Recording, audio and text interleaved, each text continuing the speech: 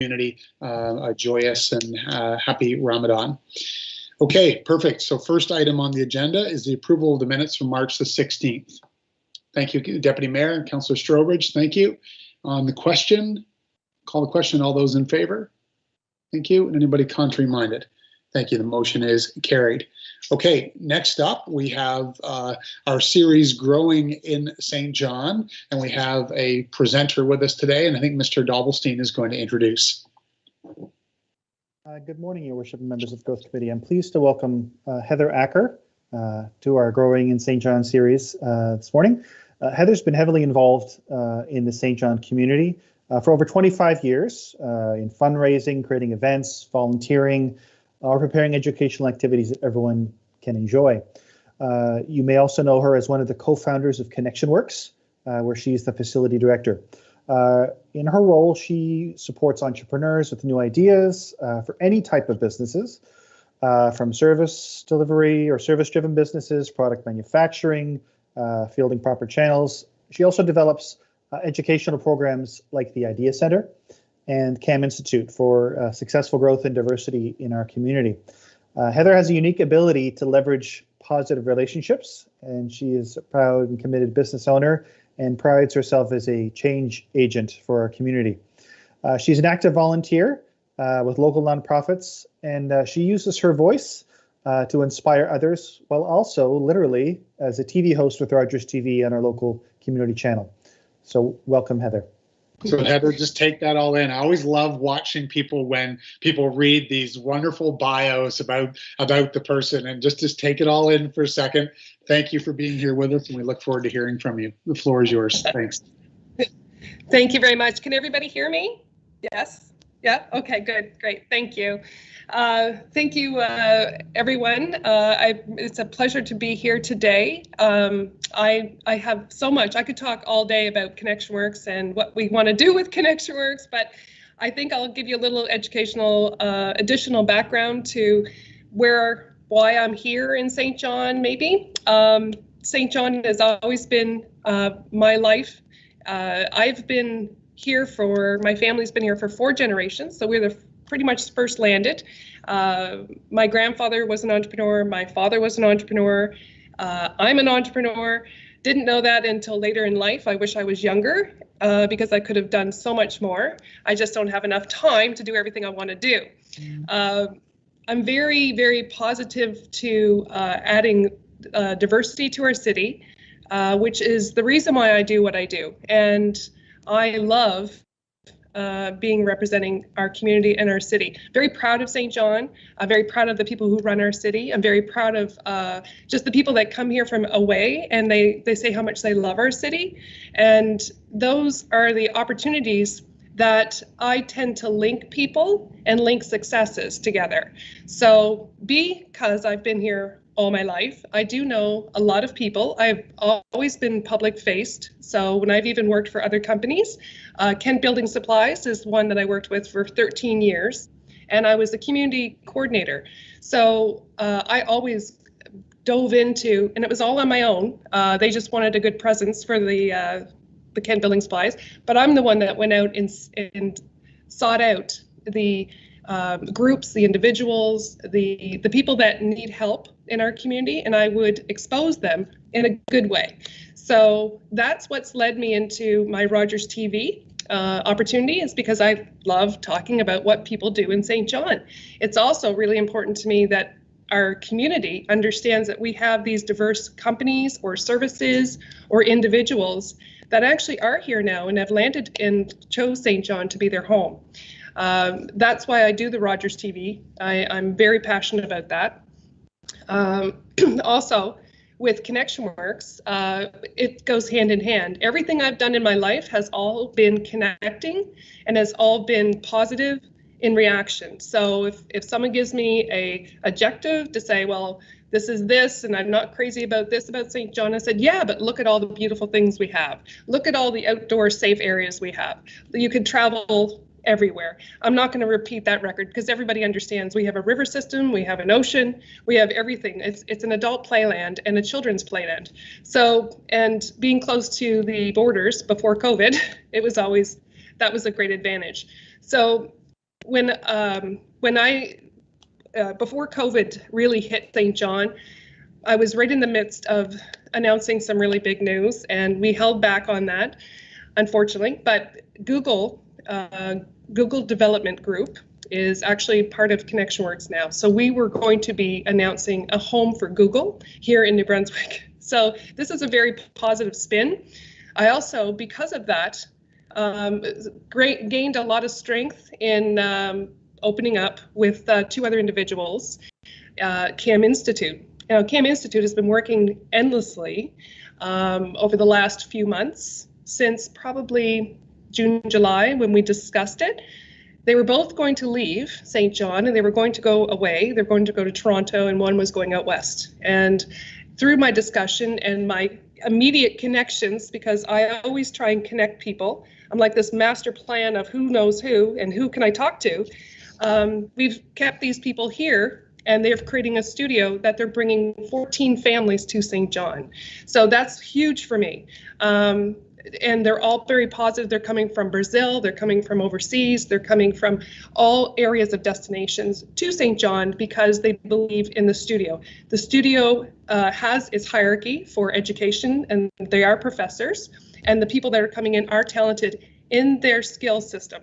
So we will be connecting with Hollywood, we'll be connecting with opportunities that are really going to push CAM Studio to a whole different level, which actually for me puts St. John on the map and New Brunswick on the map as the most prestigious school for 3D audio and 3D design, which means anything you've seen on movies, theater, cars, Ford, Tesla, they're working with them on car design, and there's so much more. But you'll hear more about that when we're able to release their website.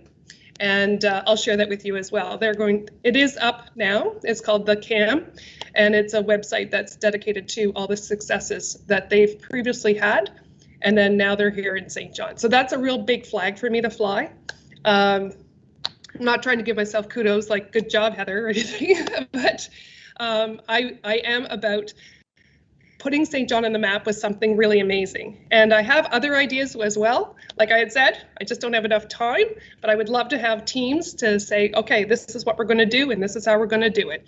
And we're doing this. ConnectionWorks is really motivated by the people in it.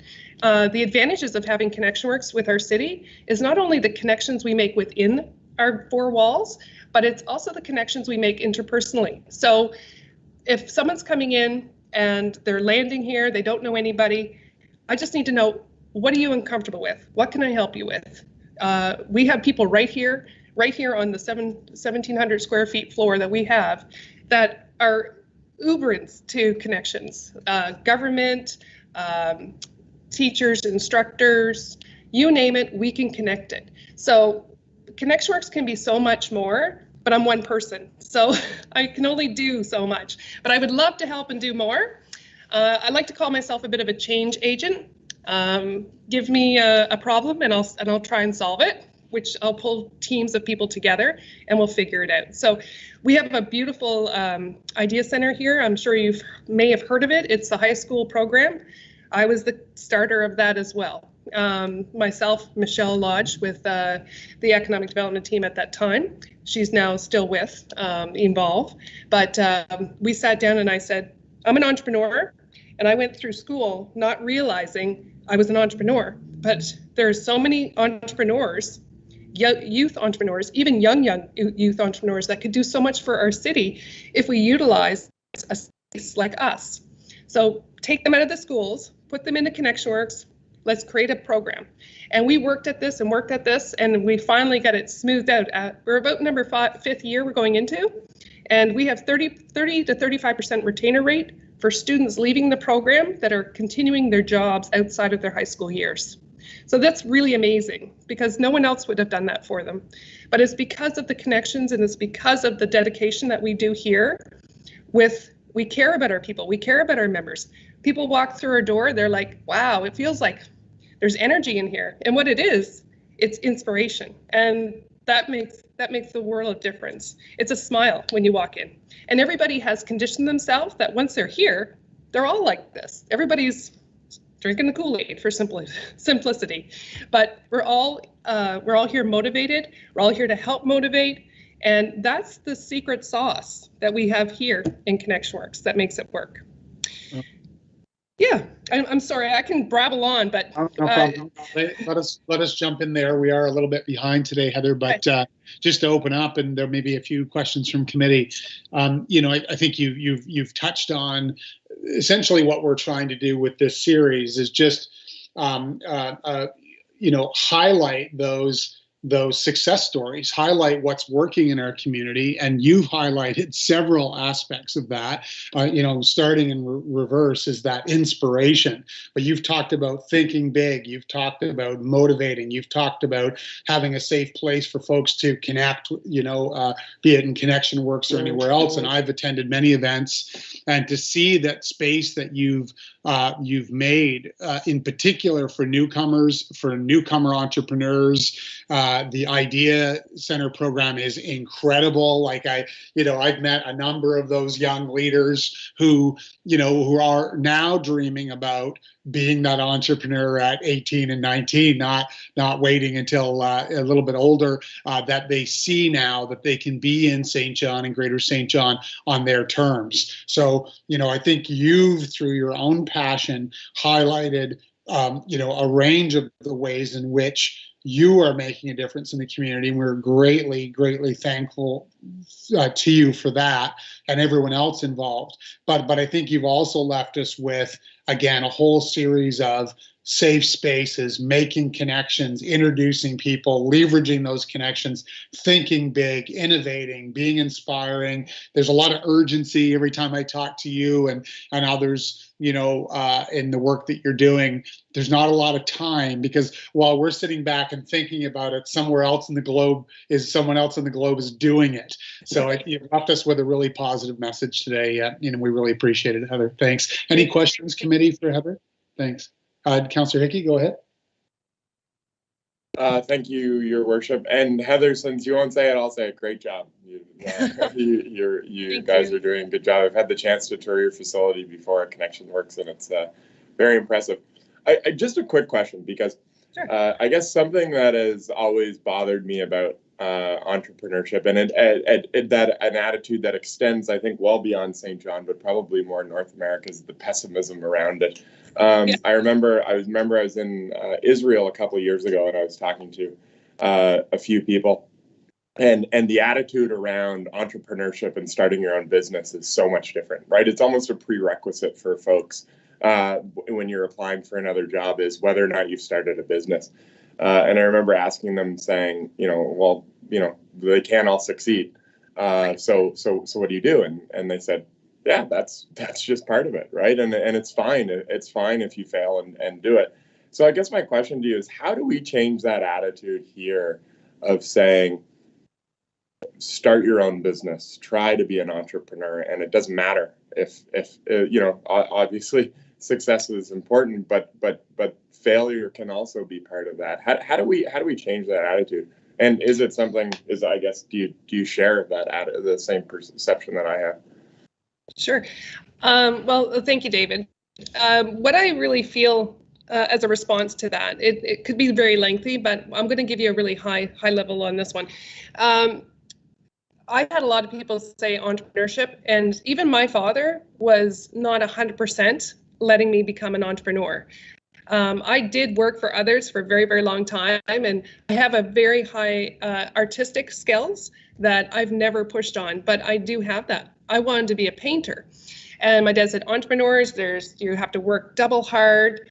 And I said, yeah, but Dad, what you really should do is think like a millionaire, work like you're broke. So put the efforts in, and you will see success. The entrepreneurs that fail, there's usually a succession of, it wasn't planned out properly.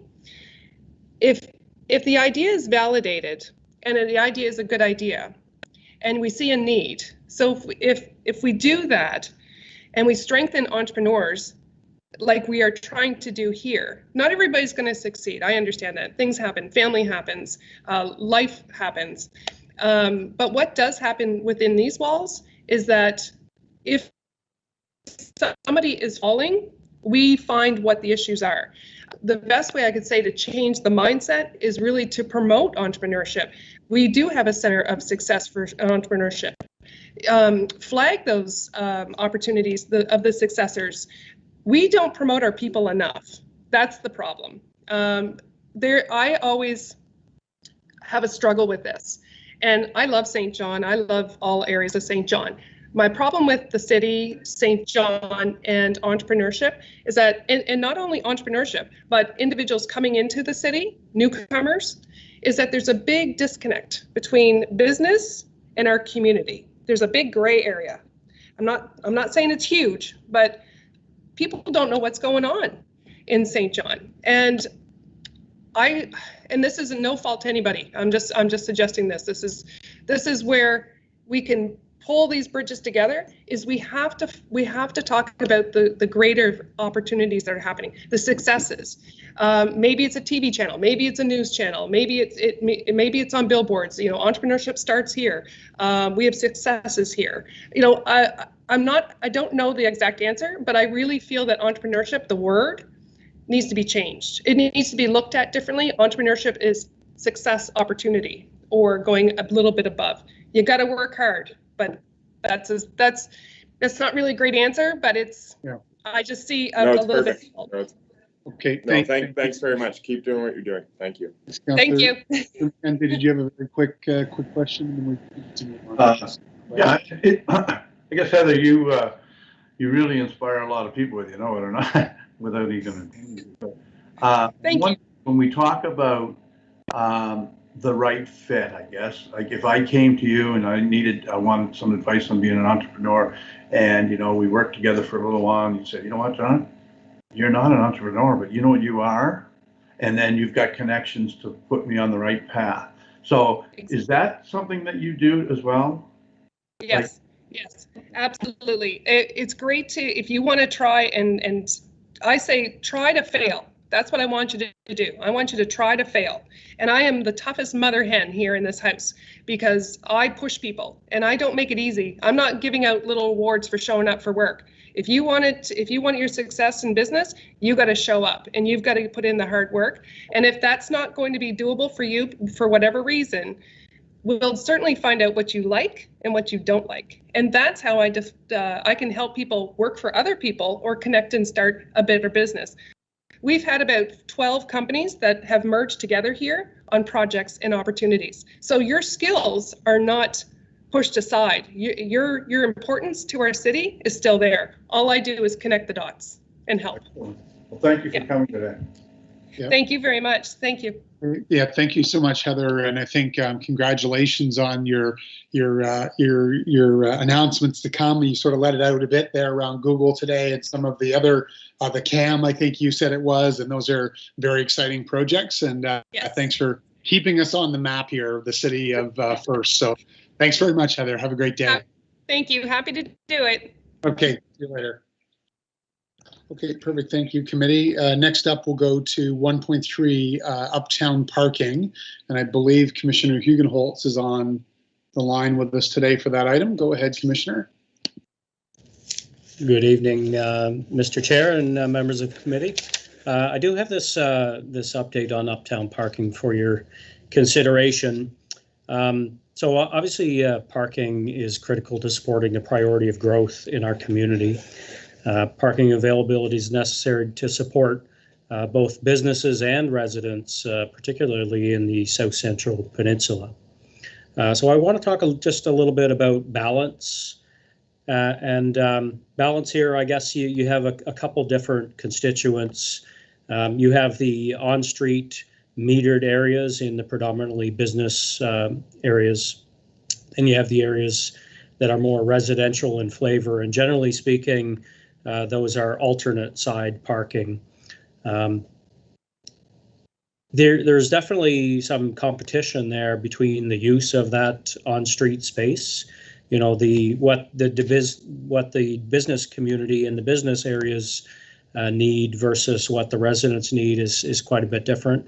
Businesses are obviously looking for greater turnover in their parking availability near their businesses. whereas residents are looking for that place to park overnight and potentially during the day as well, if they don't have their own off-street parking available. But the other balance, I guess, that's important to note is the balance between allowing some level of on-street parking and the need to deliver public works and other services in these areas. So we definitely, obviously one that we speak about at least once a year, if not several times a year, is the challenges of winter service delivery, in particular with snow plowing, snow removal, and then also during the summer as well, street sweeping. During the wintertime, I guess, we obviously, where in those business focused areas where we don't have overnight off-street parking, we do focus quite heavily on pushing back those banks, trying to get back as close to the curb as possible. We do focus as well, almost on a nightly basis, if we're not actually plowing snow, on removing snow completely, that buildup of the snow bank between the street and the sidewalk. We'll focus on removing that entirely. And then in the residential areas of the South Central Peninsula, of course, we have alternate side parking, which allows us to focus on one side, keeping that clear as back as far as to the curb line as possible. And then we get another crack at that. I guess we get the switch of that for the remainder of the month. So I guess when we assess parking, we're really, we start to get into analysis of capacity and supply and demand. And in that position, at least, we have the benefit of some pretty good data that we collected during the second phase of our Move SJ document, specifically the parking strategy. We did look at parking supply, parking demand, both off-street and on-street in the most of the South Central Peninsula. And at that time, the results were quite positive. I'm going to focus mainly in this discussion about on-street parking, because that is predominantly going to be what our residents in the Uptown do rely upon. But we found that even during peak times, which generally occurred between 2 and 3 p.m. During the weekday, that only about 54% of our on-street parking was used. So that would certainly suggest a fair bit of spare capacity at this point in time. Normally, once you start getting up to around 85% utilization or higher, then you'd be experiencing some challenges there, where that would effectively mean people are circling the block, they're having difficulties finding that parking near where they want to end up. But we're quite a bit short of that at the current time. Now, even in 2017, there were certain things that were already on our radar and are built into the projections here for the future. Like, for example, we already knew that the Coast Guard off-street parking sites were likely to become unavailable. There was the specter of development on the corner of Canterbury and Grannon Lane, which was going to impact both supply and demand. I believe by that point in time, both the JDI and Irving Oil parking lots had been built or were at least in the process of being built. So those things were kind of on the radar screen at that time already. They did also project into the future.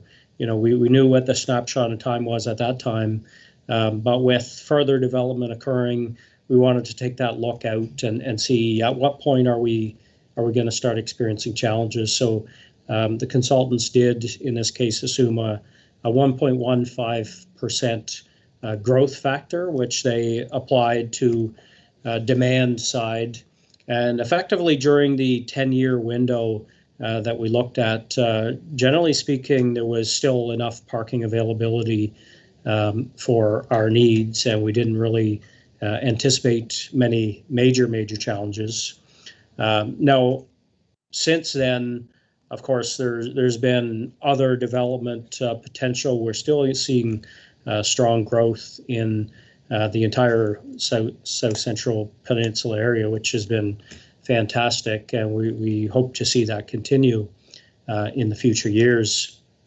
The other factor, perhaps, that might work to counteract that is some of the challenges around the pandemic, and that's kind of forced this work from home trend, which perhaps is permanent, perhaps is not, but that has significant ability to impact our future parking demand, and ultimately we should be keeping an eye on our supply and demand.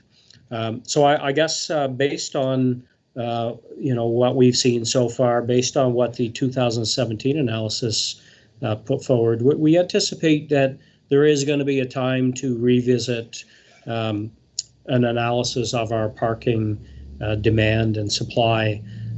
Probably we want to time it out a little bit from the pandemic and when both of those significant developments, the Wentworth and the Telegraph building, have reached full construction and are starting to fill up.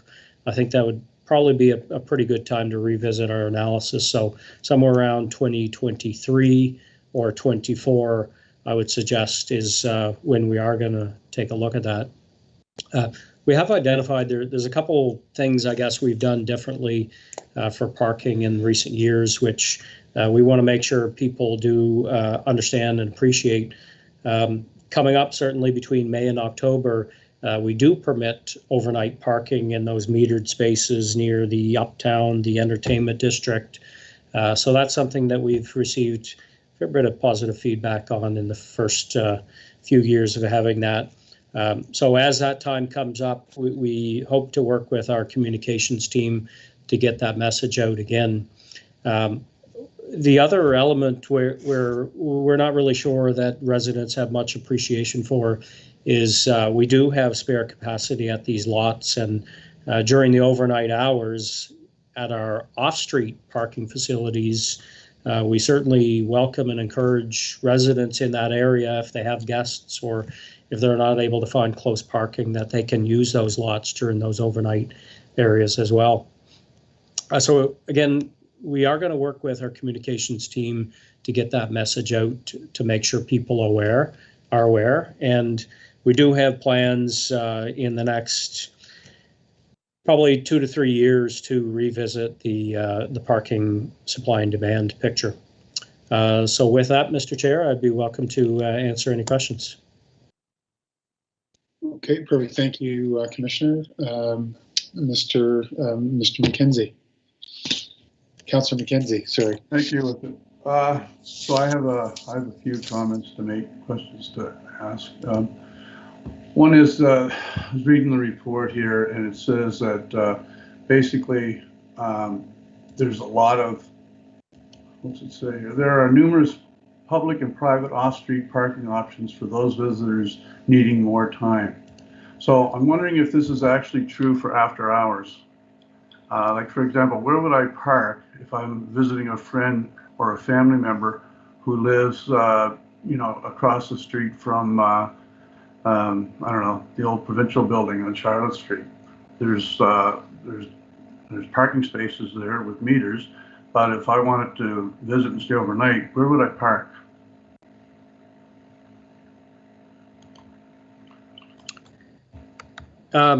Certainly there are some, any of the city or parking commission owned off-street parking areas would be available for that purpose. And then some of the on-street parking options should be available near that area. We do have our head of the parking commission here with us today. Perhaps I would see if Mark Dion has any additional comments to offer there. Good morning, everyone, and thank you, Commissioner Hugenholz. I think you said it very well, Mike. The lots that the St. John Parking Commission manages, They do have spaces available in the evening up until 8 a.m. the next morning. That's when we ask people to be out, because that's when we reserve our monthly parking spots for. And to that, there's also all the alternate side parking. So there is the odd situation whereby someone doesn't find a spot, but typically the next street over or something very close is always readily available. It's not something that comes up very often. Well, see, there's another thing. Down in the report, it says that the city's not receiving any complaints, but yet if you go on Facebook or you watch Twitter or even talk to people, I've talked to people that would love to move uptown, but parking is their issue. And if we're going to wait 3 or 4 years to deal with it, then we're going to lose a lot of growth in the uptown that we could get more rapidly. But to the question again, the closest parking lot that I could park in overnight to Charlotte Street would be where? Without getting a ticket. Yeah, absolutely. So you could park by Service New Brunswick, Royal Bank, behind Royal Bank, and also we have a lot on Charlotte and Duke. We have a lot there where people could park overnight. Okay, so they are allowed to park overnight without getting a ticket? Absolutely, up until 8 a.m. the next morning. Okay. So in the report here, it says most of the parking in these areas is alternate side parking, whereby residents park on one side of the street for the first half of the month and then switch over to the other side for the remainder. This system is in place for many years and allows for important public works service delivery, such as snow removal, street sweeping, and other maintenance. So I guess my question is, if that works so well, why isn't it applied everywhere to broaden the opportunity for parking uptown?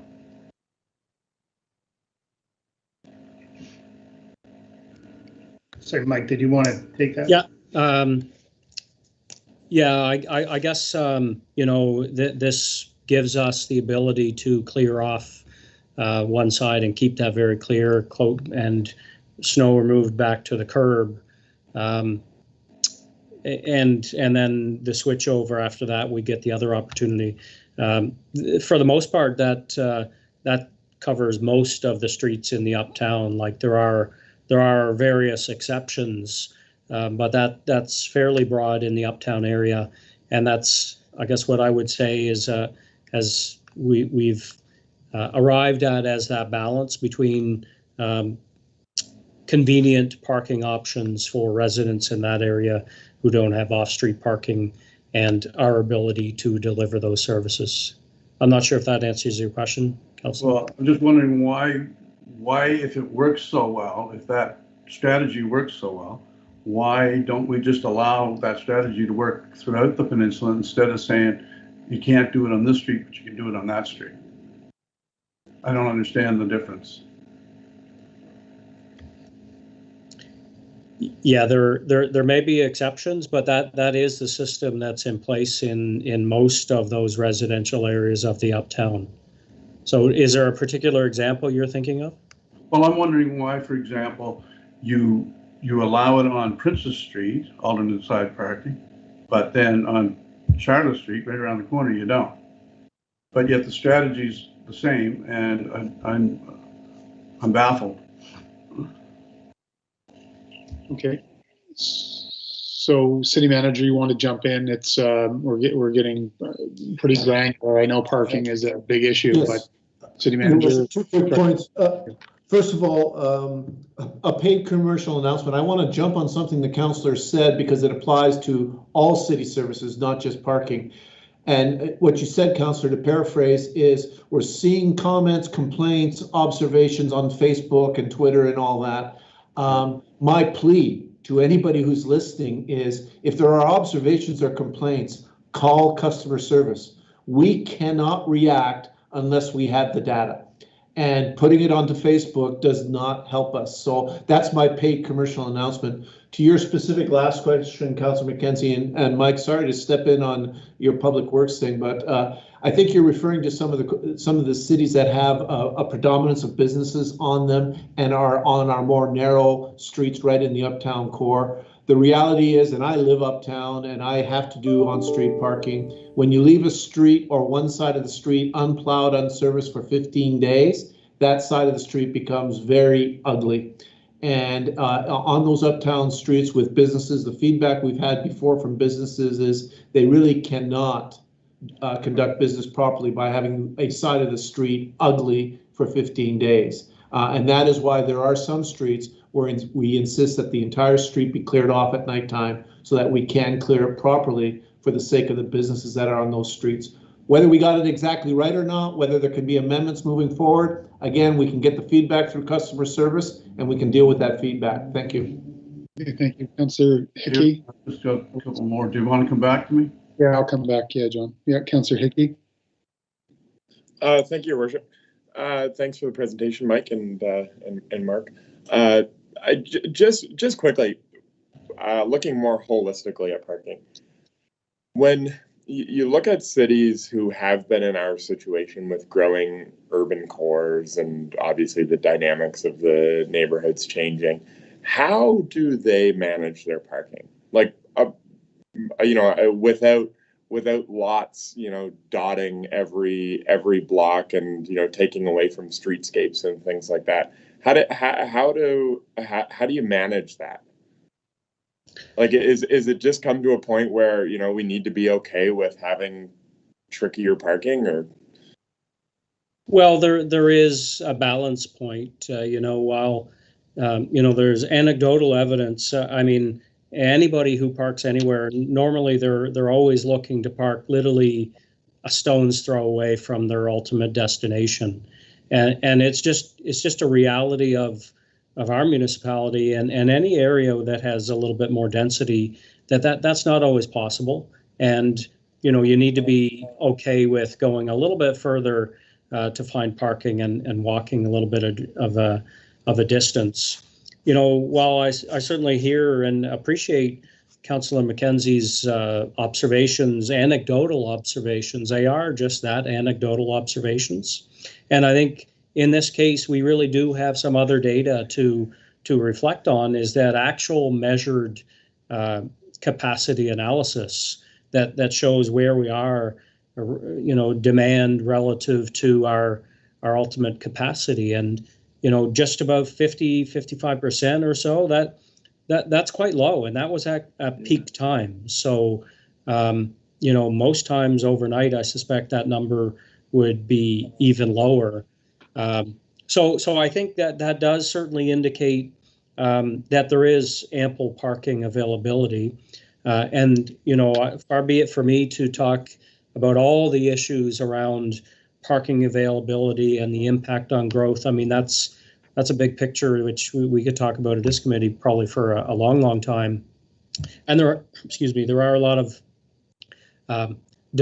things on the development side of things, with how they can manage that supply and what we're comfortable with. You're right, we don't want to turn ourselves into a community of just empty parking lots. That's great for commuters coming in, but not so good for the folks that live here. So there's definitely a balance that needs to be struck there.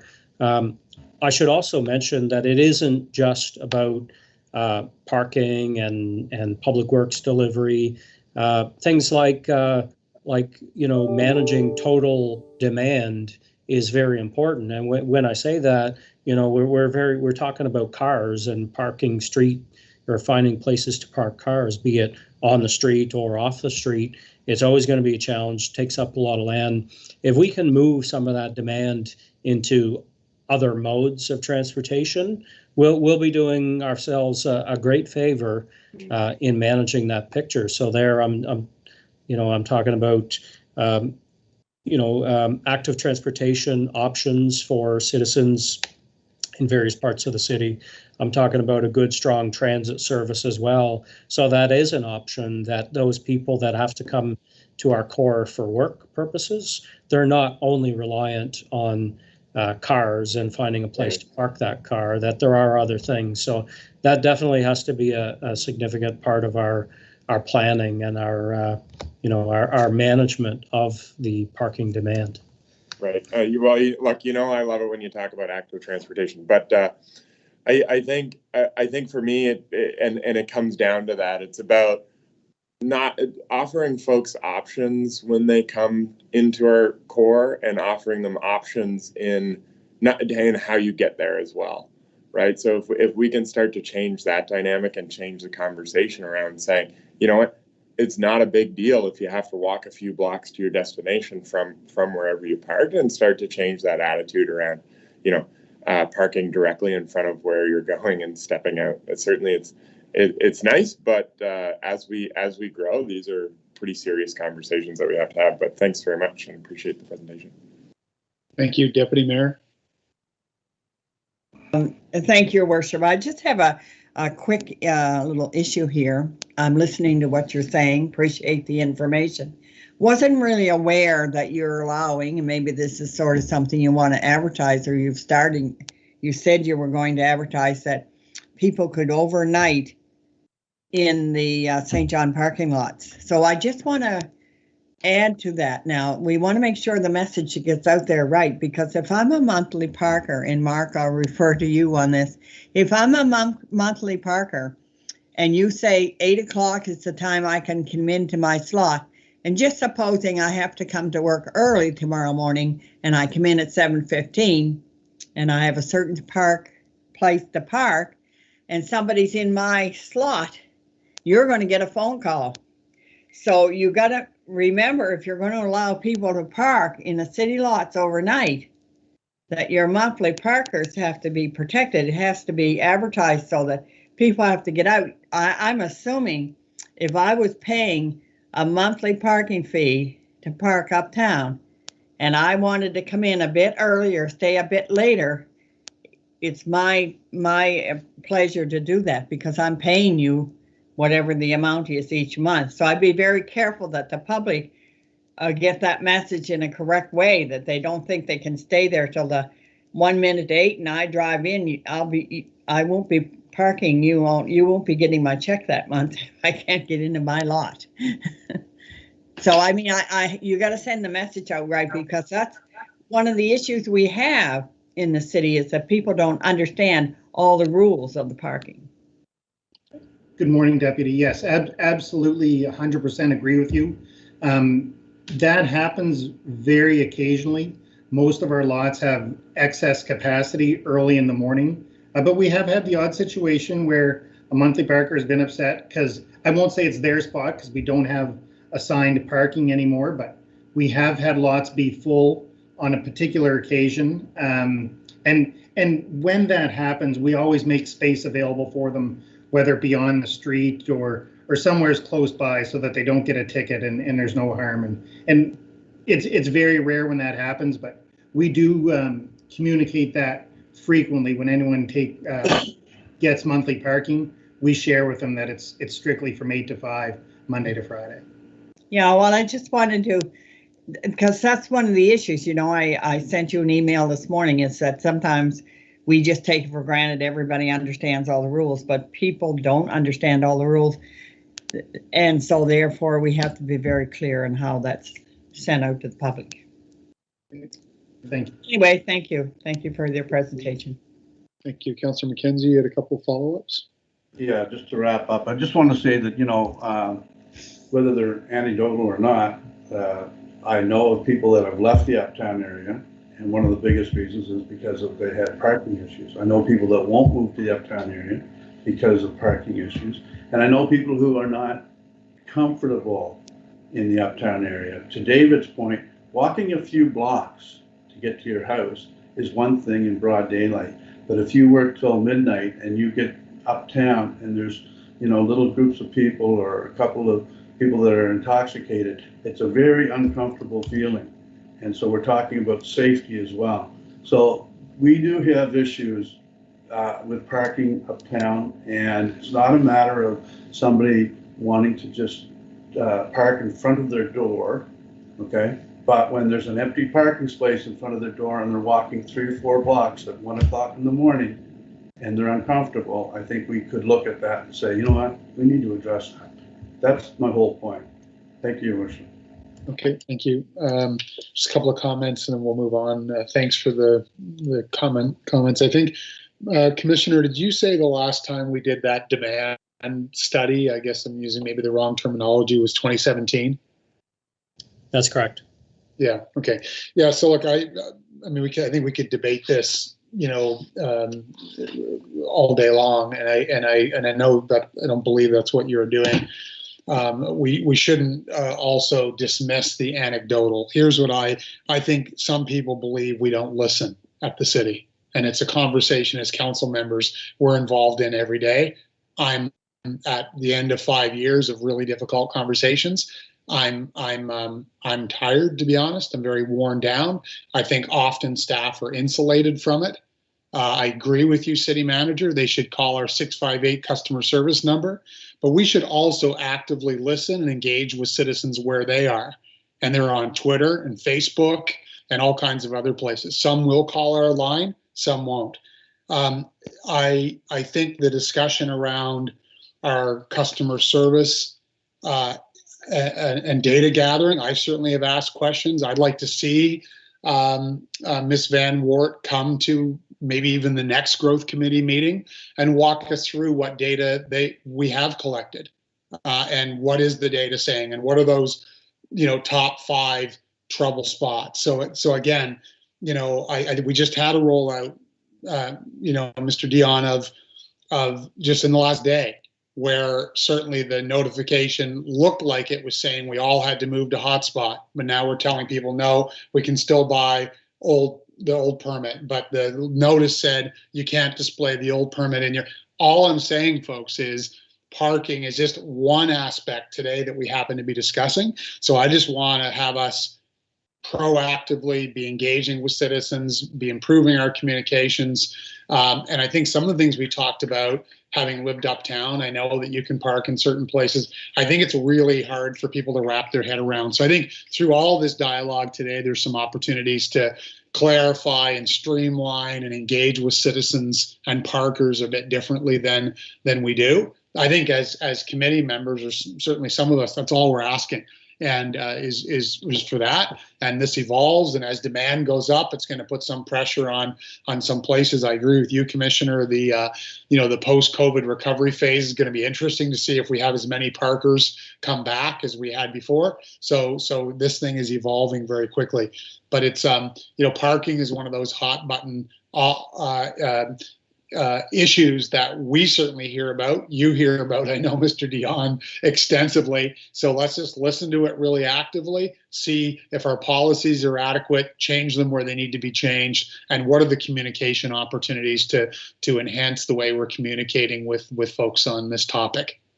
That's my main commentary for today. Whether we have enough supply based on a 2017 study and we're not going to review it again until 22 or 23 or 24, I don't know. So let's find a way to enhance our communication, engage with citizens on this, and then let the data, as you said, Commissioner, earlier, let the data drive our decisions and our policy changes. I'd like to see some of the data. I haven't seen it. I've asked for it. I haven't seen any data whatsoever on the phone calls we're getting to 658-4455. And, I think in order for us to get people to call it, they need to be confident that something's going to happen from their phone conversation. That's probably a separate report here, hopefully in the near future. So, okay, thank you. I guess the recommendation is a receive and file for today. Deputy Mayor moved. Thank you. Seconded by Councillor Hickey. Thank you. On the question, all those in favor? Thank you. Anybody contrary minded? Okay, thanks. The motion's carried. Thank you, folks. Thanks, Commissioner. Thanks, Mr. Dion. Next item is 1.4 is our succeed and stay next steps. And I believe Mr. Dobbelstein, you're back up. Welcome. Thank you, Your Worship. Just bear with me a moment. Your volume is a little bit low, David. I know you're on your head. I'll speak louder. I'm just going to share my screen with you, and please just let me know when you can see it.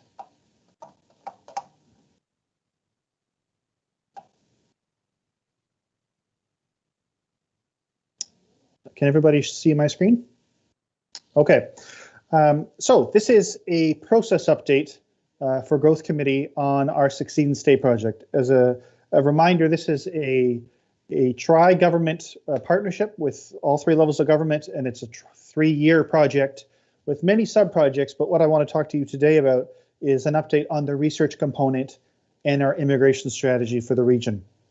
And there's many partners involved, a major one being our local immigration partnership, which is made up of over 16 different member organizations and over 100 different individuals, all partnered together. The city holds the contract, obviously, but it's just one member among many.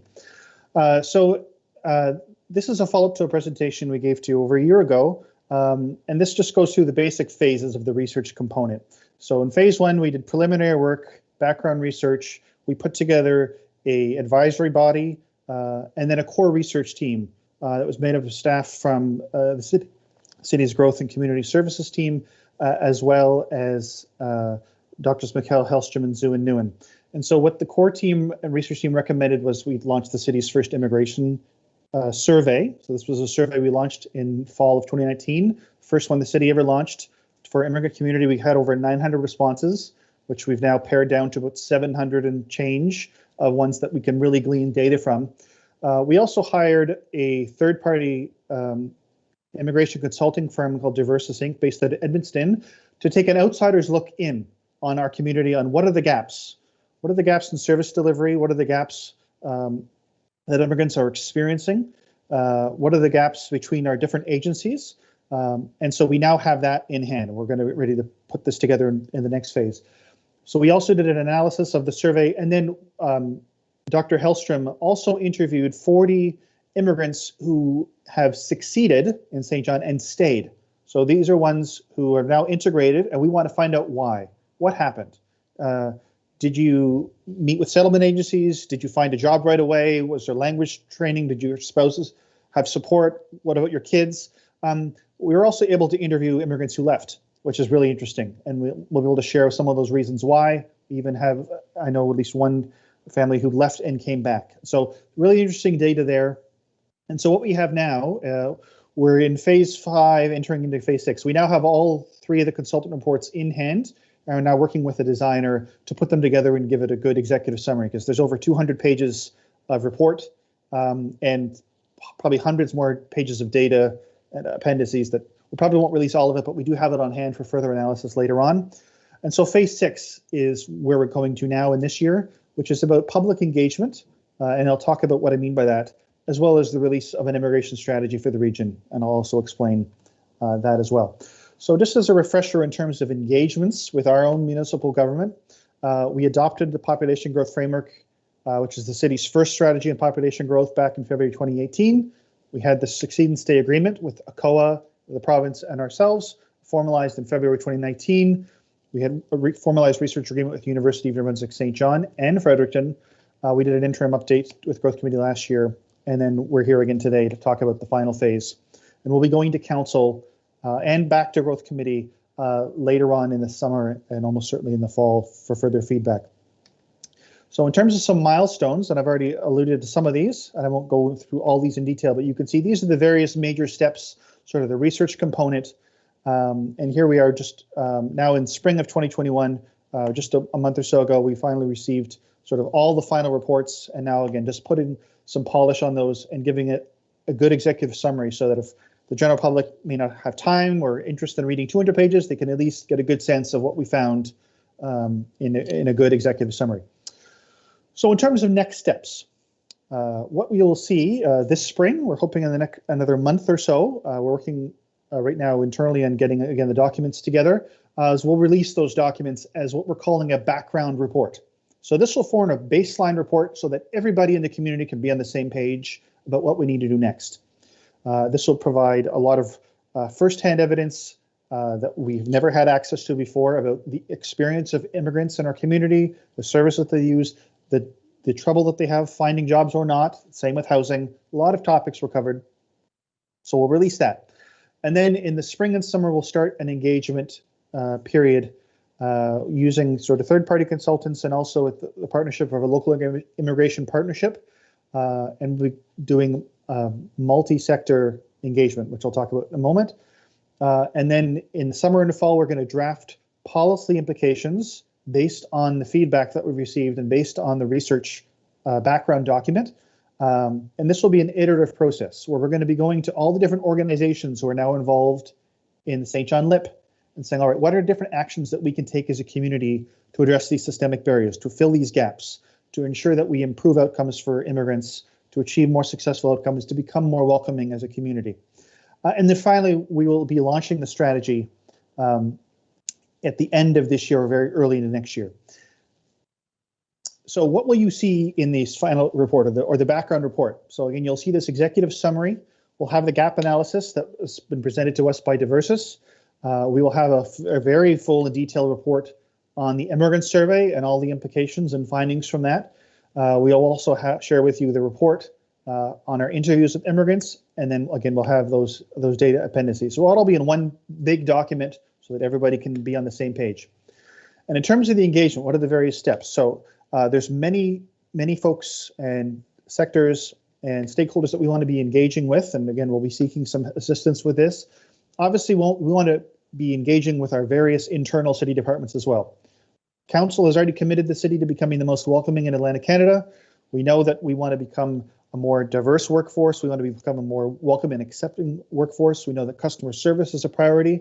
And so we want to share some of the findings with our various departments and then work with certainly our management team to find out what can we do better at as a city, what can we commit to really improve outcomes and become more welcoming to our immigrant community.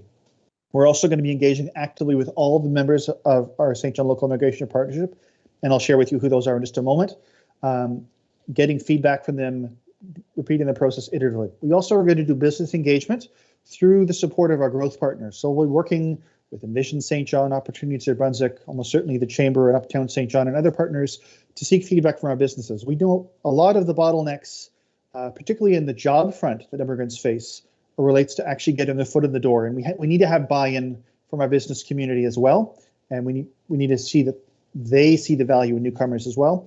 And then we also want to engage with the public, the general public, but also the immigrant community. The immigrant community, in confidence, shared with us their raw feedback a year and a half ago. We owe it to them to tell us that we're going to take action, that we are taking their feedback into consideration. We're going to do something about it to ensure that not only their outcomes will be better, but their family, friends, and future immigrants' outcomes will be better in St. John.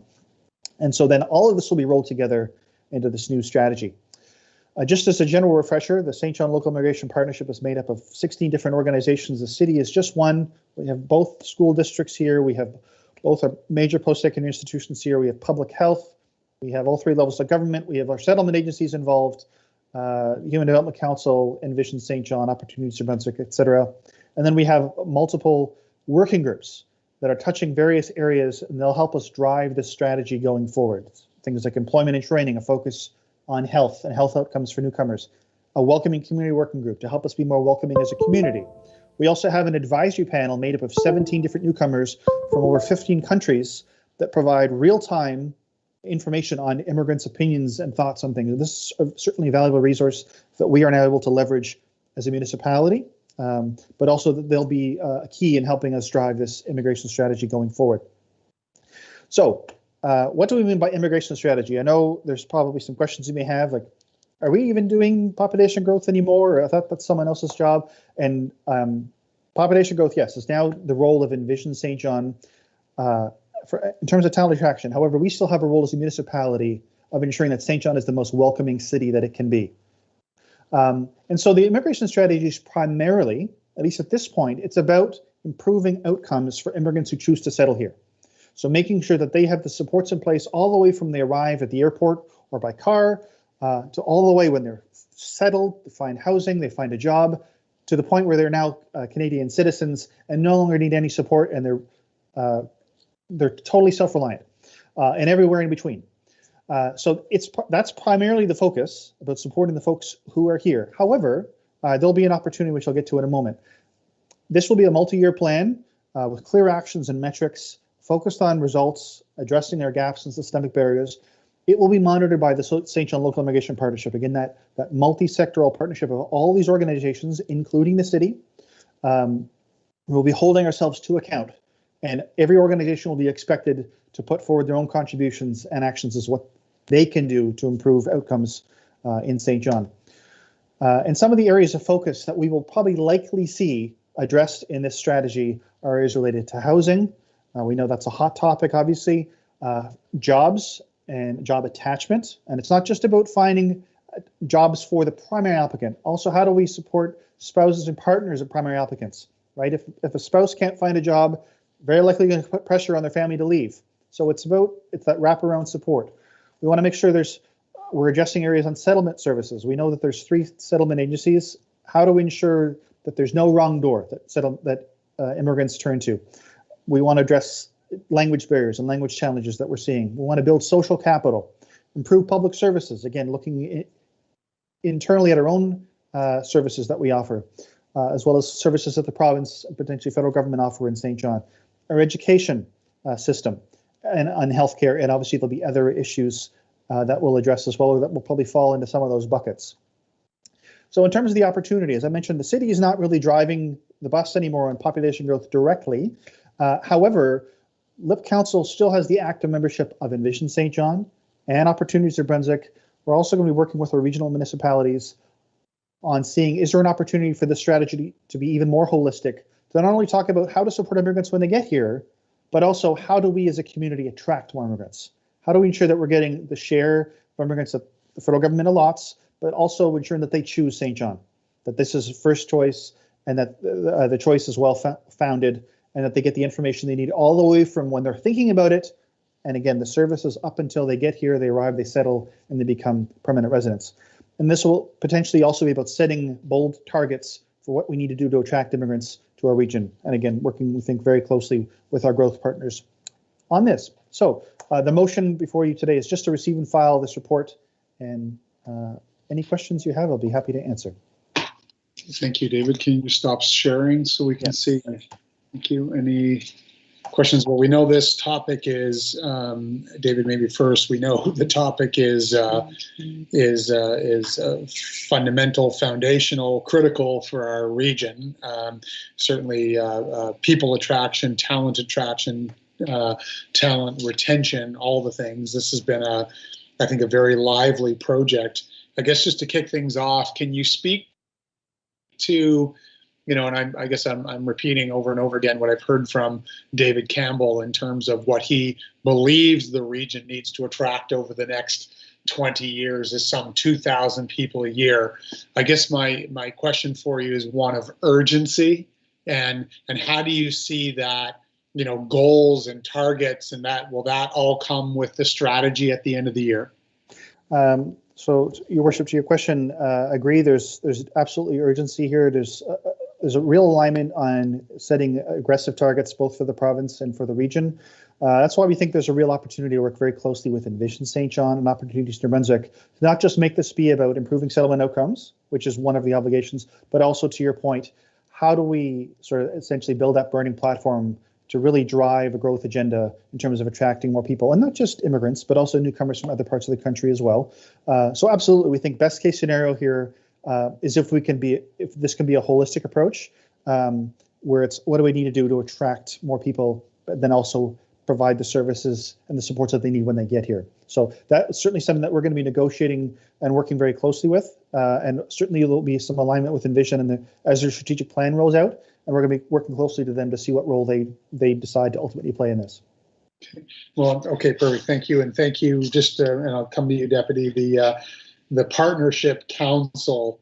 I won't repeat all the names there, but thank you to all of those we're really talking about the future of our region. This is not a conversation about St. John. This is a conversation about the region. And I hope that any candidates out there in the region are thinking big, because we are in this together as we move forward. So thanks, Deputy Mayor.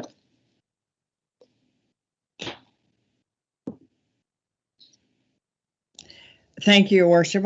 David, thank you very much for the presentation. I think Stay and Succeed has been successful, and I understand how you worked with the other agencies and all that, and I think it's good for the city. But I wonder how the city really knows when new people move into the community, because right now, I have no idea how many, but there's people that move in here from Ontario, they buy property. But how do we keep track of that? Because, they don't have to, I could move into a community. They wouldn't even know I was there. You know, I buy a house, I stay there, and that's it. And that's the way people move into our community. So how do we really know whether we're gaining unless we have a census taken, which, you know, they only take so many years and then they take longer number of years to give you the results. So really, over time, we've had a lot of people probably move into St. John, and even in the last year. But how do we really know that? Sure. Through your worship to the Deputy Mayor, it's a fantastic question. There's a lot of information that we can glean through Statistics Canada and provincial data. So you're right that Statistics Canada releases very accurate data every 5 years during the census, and we're now in a census year. So we're going to find out later this year what our actual population is, and that will drive sort of a whole lot of changes, particularly in regards to funding. Gas tax, for example, is calculated on our actual population based on the census. But in terms of your question, how do we know when a family shows up from Ontario or from Ethiopia? So Statistics Canada does release information on the landings of permanent residents. So we have a general sense of how many people are coming to the region. Statistics Canada also releases annual estimates in sub-provincial areas. So both at the city level, CMA level, and the county level. So we have a fairly good idea based on what Statistics Canada says about how our population has changed in between census periods. What we have less knowledge of is when a specific family moves here from Ontario. That's more anecdotal. That's certainly an information gap that we've identified. Different partners have different pieces of the information, but no one has all of it. And that's certainly one of the challenges. Even settlement agencies don't necessarily know, or even the province doesn't know when necessarily a family is going to choose to move here from overseas, certainly when it's safe, of course. So that is one of the gaps. In principle, there's not an easy fix for that because, you know, it is a free country. You don't necessarily have to notify anybody when you move across the borders, except for maybe right now during COVID. But the charter guarantees you right. You could get up and move, and you don't have to tell the municipality that you've done it. Eventually, we will catch on. But so the real-time data is sort of an ongoing challenge, but we do have a fairly good sense of where the population growth numbers are, and as well as where people are coming from based on publicly available data that we currently have access to. Okay, I appreciate that. I guess we just have to keep looking around and watching the numbers and see how many people are shopping, etc. But I know that there's a number of people that have moved into the city in the last couple of years. So thank you. Thank you. Councillor McKenzie. Thank you, Worship. Great presentation, David. This is a very positive initiative for St. John, and I'm very happy that you know, you're leading it with LIP and their partners. I guess to the deputy's point, because I was wondering the same thing about outcomes. Is there some way that we could, I don't know, work with our partners and say, you know what, let's have a draw and have people who have moved into the St. John area recently and put dates on. You know, if you can tell us where you moved to, where you moved from, you know, you can enter this draw, help us get our stats together, our data. I'm sure people would be more than happy to enter something like that. You know, it's almost like a welcome to St. John event, you know, and have some local products for them and services for them, and just sort of welcome them with open arms, and at the same time get the data we need to see how we're doing and, you know, how we can improve. Is that something that you'd be interested in trying? Through your worship to the councillor, these are certainly some of the issues that we addressed in the population growth framework. We do have a number of initiatives that we do already deliver, or at least did deliver, certainly before population growth, in a sense, was transferred to Envision. And one of those was, you know, welcome bags and things like that, which we would provide to our various agencies who are welcoming new people or to local businesses. And we're now in transition where that's sort of being transitioned off to Envision. We just hosted a welcome event for international students a month ago with the mayor. And we certainly see those sort of things happening again in the future. We absolutely can take your comments into consideration in terms of, is there more we can do for draws? We can speak with our communications department and come back with some ideas on that. We did ask that question in the survey. So we will be able to, you'll see that information when we release the report in a month or so about where people are coming from and when they arrived. And then we will have a discussion in terms of the engagement period about when we need to do the next survey. So we will have some of that. Absolutely, there's more of a chance to share some of the experiences and the stories of why people have chosen St. John, and that's certainly something that we are looking at closely. You'll probably see some things coming on the city's website as well in the near term about sharing some of those success stories and good news stories as well. Right. Okay. Thank you. Okay, thank you. Can I just have a motion to receive and file, please? Thanks, Deputy. Councillor McKenzie, thank you. On the question, all those in favor? Thank you. Anybody contrary minded? Thanks. The motion's carried. Thank you, David. Okay, next up, item 1.5, the consultant's feedback on growing St. John. I believe Mr. Phil Lett is going to present that. Hi, Phil. Hi, everyone. Thanks for having me, and through your worship to members of the committee. I'll try to make this quick. At the direction of the Strategic Planning Steering Committee, the City commissioned 4 consultant reports on really the question was, what spurs growth and what should St. John consider as options for that particular growth. So I'm not going to go through the whole report, but one thing when reviewing the many pages of reports is that we're sort of in the right track. There's a lot of things that are being identified as things communities do to spur growth that we're very much on the right track on. Doesn't mean we're doing everything right, but it does indicate that there are some facets. So there's a graphic at the end of the report that kind of indicates these facets of how we're responding and how we're reacting to some of the feedback, some stuff we were doing a long time ago, and it's been a while. So just a summary of that is, a lot of the reports indicate establishing a vision and establishing clear outcomes. This growth committee did just that with the roadmap for smart growth, as well as the population growth framework, among other things. And also just establishing that it wants tax base, employment, and population growth is also quite strong. In terms of catalytic projects and strategies, those all seem to be very much in line with what the city is doing. Probably most notable is that some of the communities that have succeeded to really change or turn the ship towards growth have done so because they've created and embedded a culture of change within their communities. And I can't really think of a council that has introduced more change in this particular council and this agenda of growth in the last 4 years. So there's a lot of effort that's been done, and I do think that the community has achieved quite a bit when it comes to growth. But as you can imagine, when we request, what is the secret sauce or the best way to spur growth, there is not a silver bullet. No report said, we found out what you're not doing right, and the one thing is this, and then you do it, and then all of a sudden we are just doing great in terms of economic activity. That's not how it works, unfortunately. But what this report does is just basically highlight some key themes out of those 4 reports. I'm going to very briefly review them, and then we'll open it up for questions. One is, which is difficult for any municipality to do, is choosing what you want to be phenomenal at. I think there is a culture in several municipalities and several governments that we just try to be everything to everybody at its maximum ability. We want to be the best at parks. We want to be the best at parking. We want to be the best at everything. And unfortunately, that can fail. Choosing what you want to be exceptional at, best in class at, is difficult. It might mean that you might be mediocre at some areas.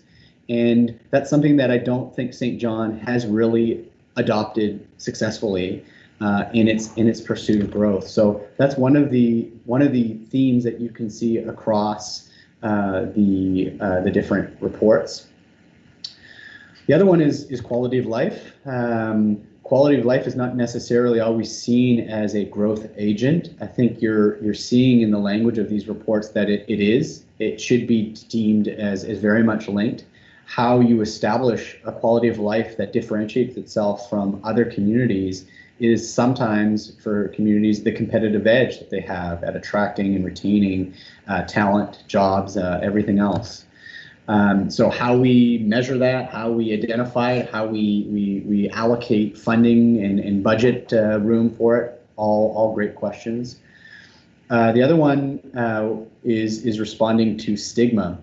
And, this has been an ongoing discussion since I've lived in St. John about, are we too tough on ourselves? How do we portray ourselves to the outside world? How does the outside world perceive us? And how can we potentially improve that image and celebrate our successes a little bit stronger? Another key theme was just strategic partnerships, doing it right with our economic development agencies, but also with our key strategic growth partners in the community. Most notable to the reports would be the post-secondary sector, as well as the port.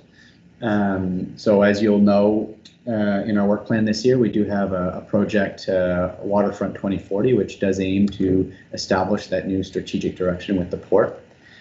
Lastly, which is probably an ongoing discussion that we hear at the Growth Committee, is are we aligning our investments in growth with our budget allocations? How are we doing with that? Is that an appropriate amount? Are we doing this successfully? How is our capital budget being invested, and how does that link to growth? All questions that I'm not here today to give you the answers to. I'm just indicating that these are the kind of pain points or the pressure points that this municipality should consider in its pursuit of economic growth into the future. So the recommendation is pretty straightforward. It's to direct the city manager to consider the findings of the 4 consultant reports and the ongoing work of the strategic planning exercise, and to link that with Envision St. John and the strategic planning exercise and the upcoming orientation programming for the incoming council of 2021-2025. I'm open for any questions. Okay, perfect. Thank you. Let's get the recommendation on the floor at least, and then we can chat about it. Thank you, Councillor McKenzie. Councillor Hickey, thank you. Questions, comments, anyone? Yeah, thank you, Councillor Hickey. Go ahead, and then I see you, Councillor McKenzie. Thank you, Your Worship, and thanks, Phil.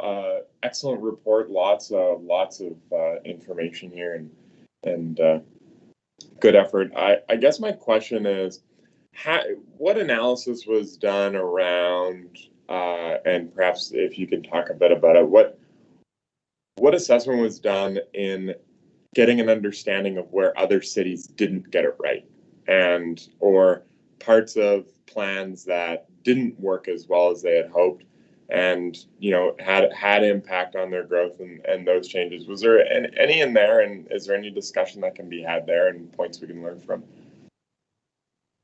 I noticed the city manager did put his hand up as well. I'll leave it to the city manager if you would like to. If I could, to the councillor, it's a good question, and I don't want to diminish the question, but I think I want to make a point because of the question. These were thought pieces of 4 different organizations with a certain degree of expertise. We did not ask them to do an exhaustive review of everything to do with growth. So to your specific question, councillor, no, that's not in the reports because they didn't take that approach. These, again, are just, it's food for thought moving forward. There are still gaps. There are still unknown parts of our analysis for the strategic plan, and we will work to develop those over the coming weeks and months as we work through the strategic plan process. But that and probably 10 other things you could identify as areas that were not considered within these reports. But again, that was not the purpose of the reports. They are just thought pieces on certain elements. Yeah, without a doubt. Okay. No, and I appreciate that, and I think it's a good step. I guess it would lead to my next question, and to reference Don Mills in the report. How does this play into working the plan?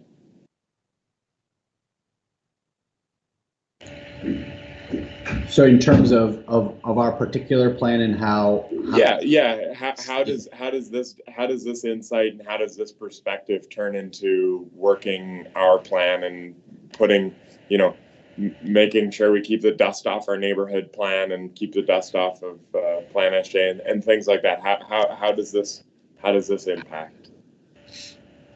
So I think, first of all, it would be important to mention, and the mayor and I were at a preliminary meeting with Don Mills when he was first starting to do the work on it. I think it's important to recognize, and Don Mills recognizes it within his report, that the city has gone a long way already in terms of developing key elements of what is required to grow the city. And he actually told us that he was quite impressed. He thought that he would be able to identify a whole bunch of areas where we could do more work. And yet when he scratched the surface, he realized we had already done the work in those areas. What he does mention, what we actually mention within all the various plans, is the plans are have a shelf life, and they have to be recycled, they have to be re-examined, they have to be re-explored. As soon as the strategic plan is complete, and the intent is to have the strategic plan complete in this calendar year, that will automatically drive a refresh and a review of all the other plans to make sure that they align with the strategic plan, and then a debate and an option analysis on the resourcing of those plans in order to conform with the strategic plan. So that's how we will keep them fresh and alive. There's no point doing it right now, this moment. We need the strategic plan in place first, but as soon as that is in place, you'll find in Work Plan 2022 that the major reviews of all the other plans will follow. Right. Okay, excellent. No, that's great. I really appreciate the report. Okay, thank you, Councillor McKenzie. I think you had your hand up. Yes, thank you, Your Worship. Yeah, I'm not surprised at all with the four areas of concern that the groups agreed upon. The strategic advantage that we have to choose, quality of life, responding to stigma, and the strategic partnership. I think one of the things that we have been working on a lot differently in the last little while is responding to the stigma. I think people, particularly people that are moving into St. John, are telling us what a great city we have, and that, you know, you can't see the forest for the trees here because it's, you know, you've got everything in this community, and it's growing like crazy. It's on fire, and people are coming in, and I think that you know, that stigma's going, and I think we just keep working in the right direction here, because St. John has so many positive things happening right now that it will do itself in. That stigma will be gone forever. But I'm not surprised to see those four. I think it's a great initiative, great report, Phil, and let's keep the momentum going. Thank you. Yeah, no, I think I think for the public, the reports are all on the city website. I've just shared them. You should read through them. They are insightful, but yet no magic bullet, as they say. And I agree with you know, with what my colleagues have said here. But I think it's, you know, I think what we've been talking about at the strategic planning committee is that definition of success, the plan and the strategy, but to your point, Councillor Hickey, is Don Mills, the action that go along with it. And I think just looking at the whole picture, I mean, I think one of the challenges, you know, likely everywhere else here, but I think, you know, you have to, you know, to plant a healthy garden, you have to take some of the weeds out. And, you know, we've got some challenges that, in my observation in 5 years, there was no excuse for them, frankly. No long-term financial plan, no defined growth plan. So I think we have to continue to drive ourselves to, you know, to get all of the challenges up on the table so that we can turn them into opportunities for our region. So I think we're heading in, certainly heading in the right direction. Okay, I think the motion was on, the recommendation was on the floor just to receive and file. So we'll call the question. All those in favor? Thank you. And anybody contrary-minded? Thank you. Motion is carried. Next item is municipal, and thank you, Director Willett, for that. Municipal Encore Program, Open Streets Update. Mr. Dovelstein. Well, again, members of the Growth Committee. So the report today, I'm not going to go through it in depth because you have it before you. This is just to provide an update to you on the Open Streets program, what we learned last year, and an update for this year, and what is next steps.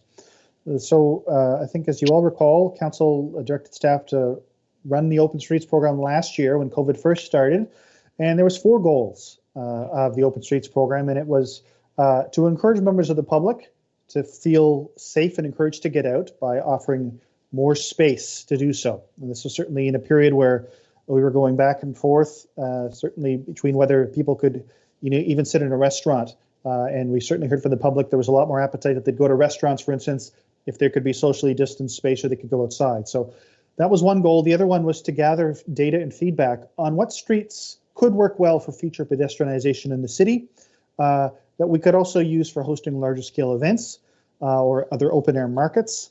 The third goal was to really help the city streamline the process, the internal process for how we would approve applications for the closing of streets to vehicle traffic and supporting pedestrianization.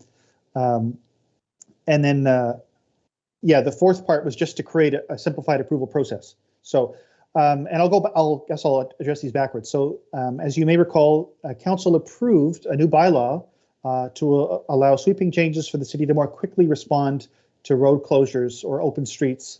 And now we have a new process, a much more simple process in place for event organizers to apply for things like parades or moonlight bazaars, which in the past used to take 7 months, and now we can do it much more quickly in 2 to 4 weeks. We also created a special events task force. These are representatives from each city department, as well as some external agencies that can address each application as they come in and vet them. We also did a lot of evaluation on various streets that we hosted open streets on. As you recall, one of the challenges about COVID was we couldn't attract too many people even back then. Now it's even more restrictive now, but one of the goals, I guess, of the program was we want to attract people, but not too many. And it was part of the reason why the city purposefully would delay even marketing open streets at the time. And so certainly one of the pieces of feedback that we heard consistently from businesses and the public is they wanted more people there. And we said, we agree completely, we can't do it yet. So from one respect, there was some negative feedback in that it wasn't big enough. There wasn't enough people to merit the closure of the streets to traffic, or that would justify the cost for some businesses. Some businesses had tremendous positive feedback and saw a lot of new customers, others not as much. And one of the challenges there obviously was with communicating with businesses. We learned a tremendous amount last year about the different ways through which businesses receive engagement. And we've learned a lot of lessons for going forward, not the least of which is working a lot more closely with our growth partners. But even still, I think the biggest learning for us is making sure there's more lead time for open streets in the future. So when we do have third-party led festivals in the future, or even city initiated ones, there's a lot more lead time so businesses can prepare. But in terms of this year, the approach that staff are taking is that we won't be hosting city-initiated open streets, at least this year. So part of the main rationale for this is because the province's mandatory order doesn't permit events of larger than 50 people. And it's very clear that this would be a very rigorous requirement for us to meet and require too many resources to sort of merit the justification of doing that. So the city won't be doing it. However, we are opening up applications to third parties using the process that we created last year. So if there are groups or organizations that do want to host small events, open streets, either in local neighborhoods or even uptown, we would be open to those, provided they can meet the requirements of the mandatory order, as well as obtain all the necessary permissions and support of local businesses and residents. So the restrictions they're strict, and we don't know how many groups will be able to meet those restrictions, as well as police the COVID requirements, but we are opening to looking at those in a fair and transparent manner. But in terms of other things that the city is looking to do in lieu of, you're going to see one of these reports coming up next. But some other things that our department is currently looking at now is what is some additional programming that we can work with through third parties, just to create a bit more of a sense of normal. This would be sort of passive engagement that wouldn't draw large crowds, but would just create more of that sense of freedom to get outside and to feel a little more like things are starting to get back to normal without still being totally back to normal. We are also looking at options for events that we could roll out as the province changes the mandatory order to allow larger scale gatherings. Now, this doesn't mean we're going to do them, but we are preparing what are some various options that we could look at if the province changes things in, say, July. Could we have those ready to go very quickly? So our Encore team is working on a suite of options that we could roll out, either the city initiator or with third parties, just to ensure that we don't miss the boat. If the province does say, hey, we can start having a festival again, that we actually do have some things that would be lined up. But in terms of next steps as well for the pedestrianization concept, what we heard very loud and clearly, again, mixed feedback from businesses, and I think a lot of that is related to lack of notice, but also the lack of crowd. So if they didn't see enough support to the businesses and people actually going through the doors, they may question whether or not there's merit here. And we certainly don't hear as much feedback when you have large-scale festivals like, say, the Moonlight Bazaar. So that's going to be something that we're going to go back and engage with our business community again in the future with our partners. We'd intended to do that back in January of this year, and as you know, we went into red at the time. So we've decided to hold off and wait until the restrictions are lifted before we go back and do that. The general public's feedback was generally positive across the board. All the feedback that we received, certainly on social media, was almost unanimously positive about the concept of really pedestrianizing certain streets. And certainly from the survey that we had launched in anticipation of open streets, where we had over 2,200 respondents, over 2/3 said they want to see pedestrianization going forward in one way, shape, or form. So we're going to go back and continue to look at various avenues and options. We still anticipate pedestrianizing parts of South Market Street, for example, later this year. But then as well, looking at what are the various options, what are the lengths of time, what are the things that we can do as a municipality to ensure that third parties have an easier time as well to pedestrianize these places. And then so I'll leave it at that. I'll address some of the encore processes in the next report here as an introduction for that, but I'll leave it there if there's any questions. Okay, thank you. Just to receive and file, I think, committee. Deputy Mayor, Councillor McKenzie, thank you. So no questions. Okay, I'll call the question. All those in favor? Thank you. Anybody contrary minded? Thank you. Thank you for the report, David. I think that's a good decision. Okay, next item, the Municipal Encore Spotlight Arts Creative Community Economy Initiative.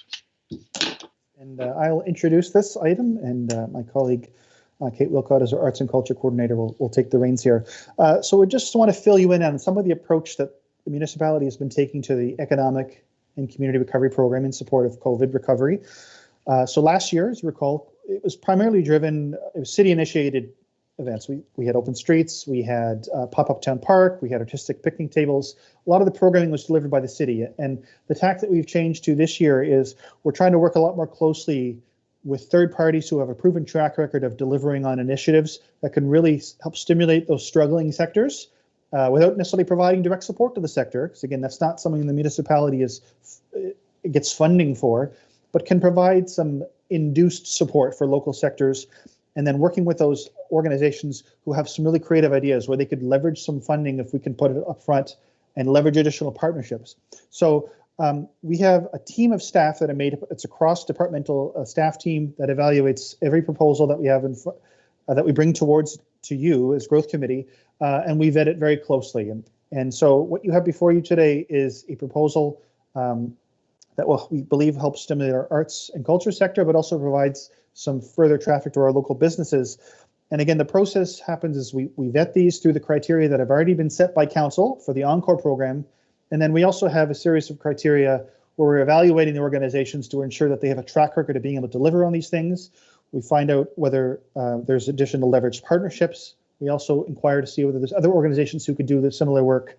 And then we see if we can get additional buy-in, both from other community organizations and what have you. So in this case, that process was done for the project that we'll introduce next. And so we're recommending Interaction be the organization that we choose to go forward. And I'll ask Ms. Wilcott to present to you sort of the details of the presentation. Sure thing. I'm just going to share my screen.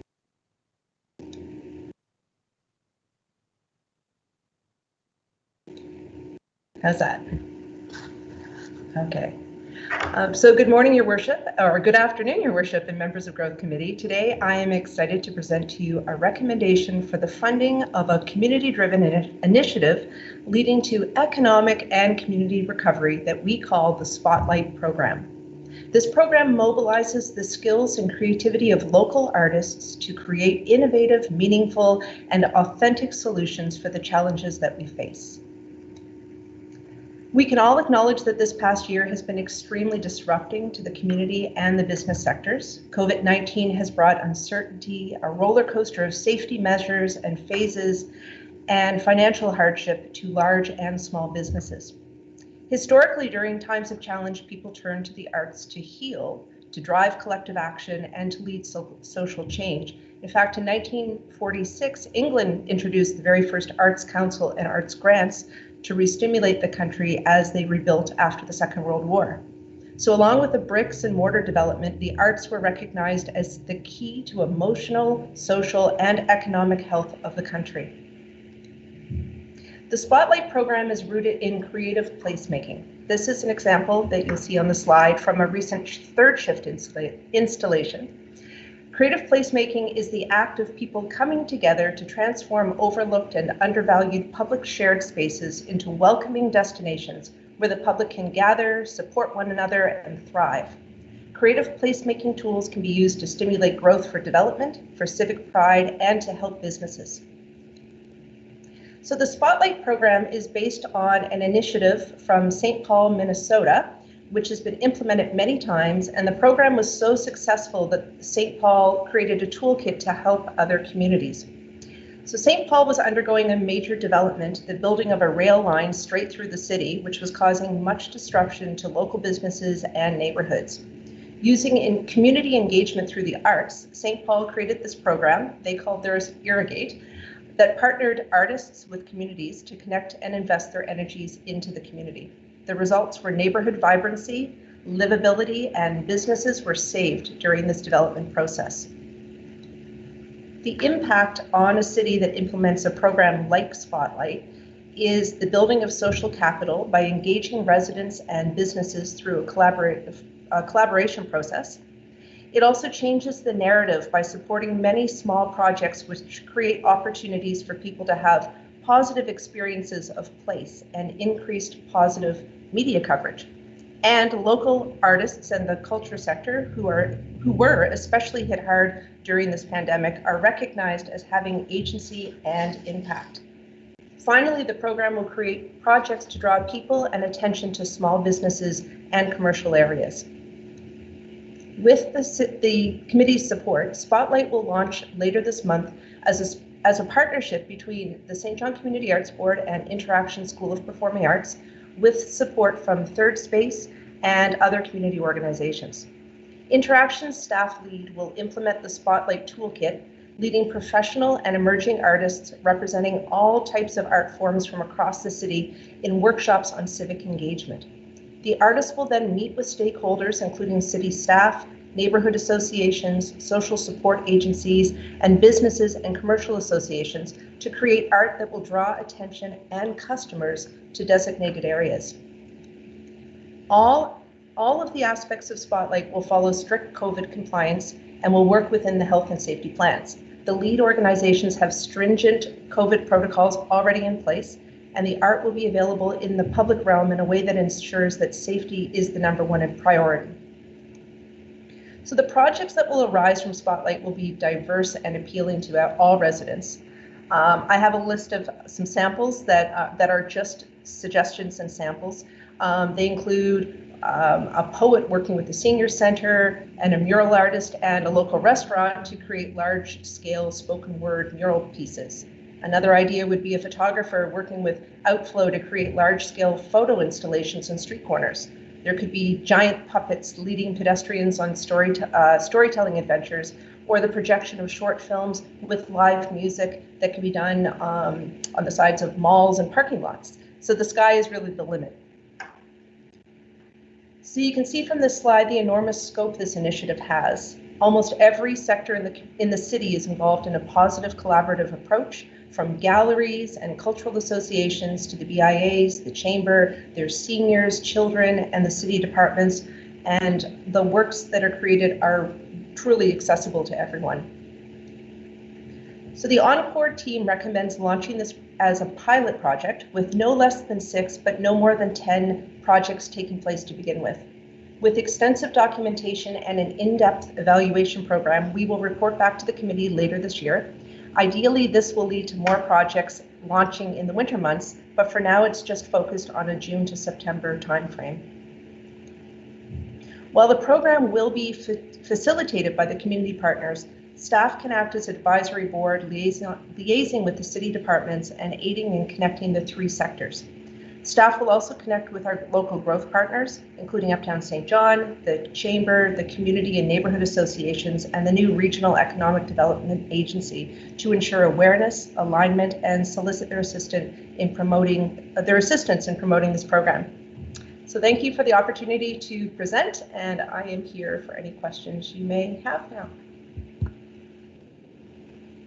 Okay, thank you very much, Kate. Looks like a very interesting project, arts and culture and civic engagement. I look forward to them all.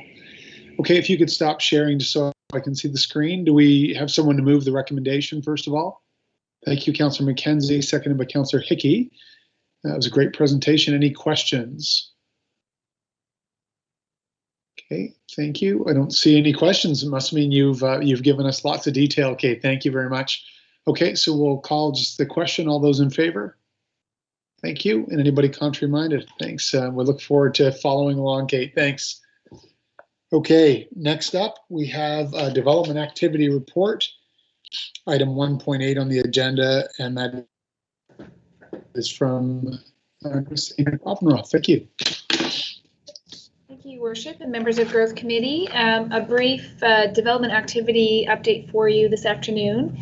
The one-stop development shop is still very active with a number of large development files.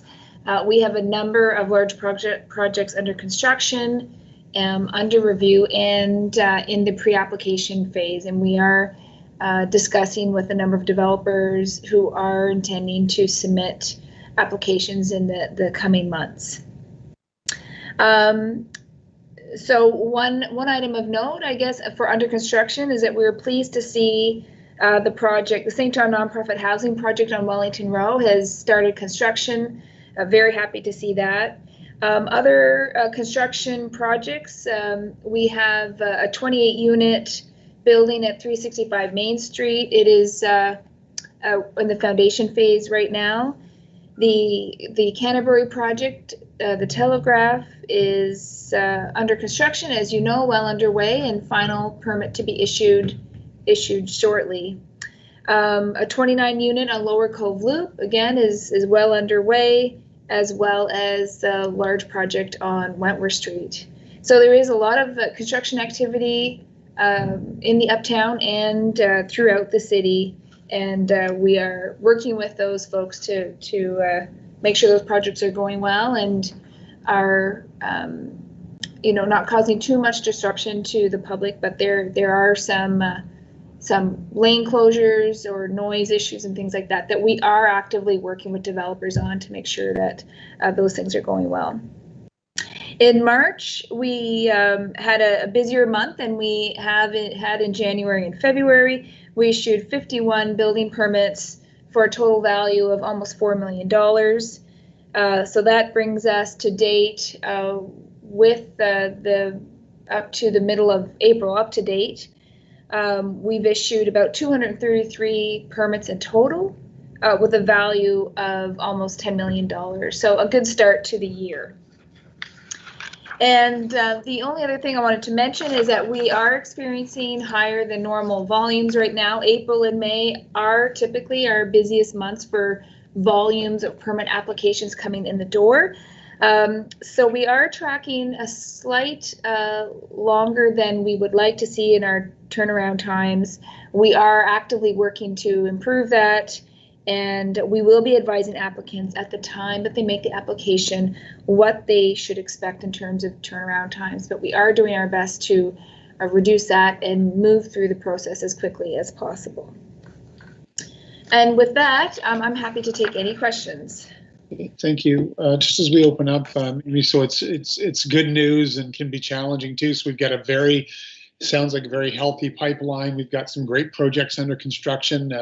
There are projects under construction in all areas of the city, which is all very positive in many fashions. It's sort of a two-part question. Do you have any advice for those making applications? Because having been in that business myself for a long time and trying to build people's homes without, I'm exaggerating, but for the example, people would say, "Has my house started yet?" And I'd have to call them back and say, we don't have your siding color, roofing color, cabinet choices, or flooring. No, your house isn't started yet. What advice do you have for those? And I'm thinking more of the larger scale, even projects. What advice do you have for those that are going to be making an application next week? Is it safe to say that the more the T's are crossed and I's are dotted and the plans are good? Like, what advice do you have for people, Amy? Yeah, thanks, Your Worship. That's a great question. And thank you for the question. So, I mean, I think it's important for people to, if they're not used, particularly if they're not used to making applications, you know, a homeowner, small business owner, to call the One-Stop Development Shop before you make application. We have a series of information packages that walk an applicant through what they need to do to make a complete application. So it's really important that they give us a call or check out the website to get that information so that they get all their homework done. So when they come in to make the application, their application's complete. We can get it through the process. For larger development projects, we do have the free pre-application service, where that's for large major projects, where a developer who is thinking about a project or is planning on making an application in the near future would have a meeting with us. They would sit down, they would have access to all of the staff members who will review their application, and we can walk them through exactly what will be required so that when they formally make their application, it will be as painless as possible, and we can help them through that. So I think those are the two pieces of advice that I would give. Okay, thank you. Okay, any questions, comments? Councillor McKenzie, go ahead. Thank you, Your Worship. Thank you, Amy, for the update. Sounds like we have a very healthy growth and development activity in the city right now. One question, and I know you probably don't have the exact answer, but do you have a ballpark as to when we might see foundation going in on Village Avenue for that development? They're at the rock breaking stage, but they've been there for a little while now. Yeah, through Your Worship to Councillor McKenzie, a great question. So at the project at 819 Village Avenue, they have been doing rock breaking for a number of months, and we have been in discussions with the developer, and we have a foundation permit application in now. And so we'll be going through that review and hope to issue the permit, you know, in the next month or so. And I understand that they hope to get started on that before summer. That's my understanding. Okay, well, that's good news that that's coming to an end. Thank you. Okay, I didn't see any other hands, and it might be, you've just made me think about it, Amy, but it might be more a question for Commissioner Hamilton, or you can comment. I'm just curious about, so we've got all this activity. We certainly know that the conversation around affordability and affordable housing is happening daily around the relationship between tenants and landlords, you know, new developments, and I see an anxiousness around, you know, building new buildings and buildings of various size. They're not the problem. I think people are feeling anxious that they don't understand if there's a lot of supply coming for more affordable units. So my question is, I know the answer. I guess I'm putting you on the spot, maybe Commissioner Hamilton. Can you just give folks a very high level overview of the city's affordable housing strategy, which I understand is being worked on this year with all stakeholders? And could you just give the community a bit of an overview of that project, high level, and when you anticipate it's going to be completed? And when we say stakeholders, who do we mean? Who will be engaged in that? Your Worship, I can make a few opening remarks, and then I'll turn it over to Phil Ouellette to give a more detailed update on where we are with the rollout of the affordable housing strategy. I did want to touch base. I mean, this is certainly good news to see these high levels of development, and it is tackling an issue that we have in the city, which is this really low historic vacancy, and these projects together will address a much needed housing supply, and will hopefully in time, as they come on stream, actually equalize the market in terms of the situation that we're in today. So that is an outcome that we hope to see over time. And I just would reinforce that we do have an incentive program that is helping to tackle the affordable housing issue. I know the Wellington project is a mixed income project, and we'll be taking advantage of the building permit rebate that helped to support that in a modest way. So there are a number of initiatives, and big picture, we are working to advance an affordable housing strategy, not just for the city, but together with our community partners. And there's been good recent discussions with the development industry and CMHC around how can we help support developers come forward with market projects that are affordable. So there will be likely some uptake from that. But with that, I'll just pass it over to Mr. Ouellette just to give a brief update on where we are with the overall project. Thanks, Jacqueline and Amy, for the question, Mayor Darling. We continue to proceed with supporting affordable housing in our kind of move towards an action plan. Several of you will know that there was an approved creating an affordable housing neighborhood fund through a CMHC. So the immediate next step with that is to unlock those funds, is to finalize the MOU between different players and the roles and responsibilities. So that's what we've been primarily focused on in order to unlock those funds, unlock the work of the St. John Land Bank to proceed with identifying its immediate action items and to begin utilizing some of those funds to direct towards affordable housing development and land assembly necessaries for that. So just to kind of, I know this might seem a little bit administrative in focus, but you're going to have a 5-year plan for that fund, that particular fund through CMHC and the land bank. But we're also creating a community action plan, which is a broader, further out. So we got to have two things going on at once. We're not slowing that one down. We're not going to slow down the availability of funds. So we're going to have an interim kind of solution to proceed with that as fast as we possibly can. Let that go. At the same time, concurrently, we're going to be establishing broad-based community priorities for the long term as it relates to affordable housing. The governance of that, those questions that you had, Mayor Darling, the governance of that have not been defined yet. We have started some very preliminary input on what would a project charter look like, what would be some initial scoping of it. And we've had some very productive meetings with those. It's not at an engagement level yet. We're hearing that the list of partners and stakeholders and community is really one that we want to do very well. On the timeline, one of the things that we are contemplating is that we would like to engage immediately, but we also understand through our research so far that engaging on this would be better if face-to-face is more reasonable to achieve. I'm not trying to say we need to slow this down, and we will continue to engage, but certainly one of the biggest challenges in getting great data and useful data is going and getting feedback from tenants specifically, and that is very challenging in a public forum. So we're gonna try to do as best as we possibly can in the shorter term, but we also acknowledge that we want to have some of those face-to-face discussions. So some of that engagement might go a little bit longer than expected in order to get some of the meaningful feedback on the face-to-face.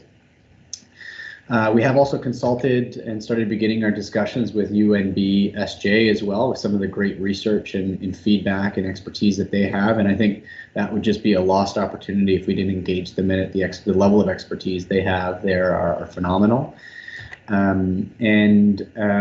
So I think really what we'll be doing is providing updates as they become available. It is still a project that we envision fully kind of initiated. So when I say that, there's a project charter. Again, this is pretty administrative, but there's a defined scope. The stakeholders, the governance is established, the funding is established. That will happen this year. Probably the outcomes, the actions of that are more likely to be released into 2022. Just a kind of a reasonable timeline with some of the challenges we face. So that's probably the update that I have for you today.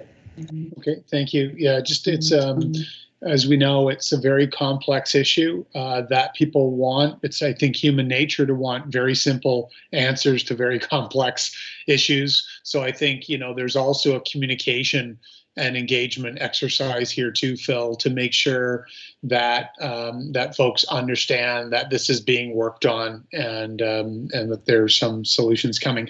Also, just wanted to mention, of course, that the federal government, the government of Canada and the government of New Brunswick came to an agreement on the New Brunswick, the Canada New Brunswick housing benefit.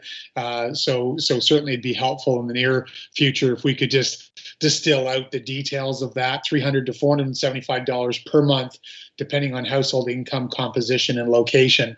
As I understand it, it's a portable voucher, which I'm a big fan of, to help people find solutions where they live, instead of forcing people to other neighborhoods that because it might have more affordable units. So, okay, well, fantastic. Thank you for that update. Maybe just to receive and file for the development activity report. Thank you, Councillor McKenzie, Councillor Strobridge, and on the question, all those in favor? Thank you, and anybody contrary minded?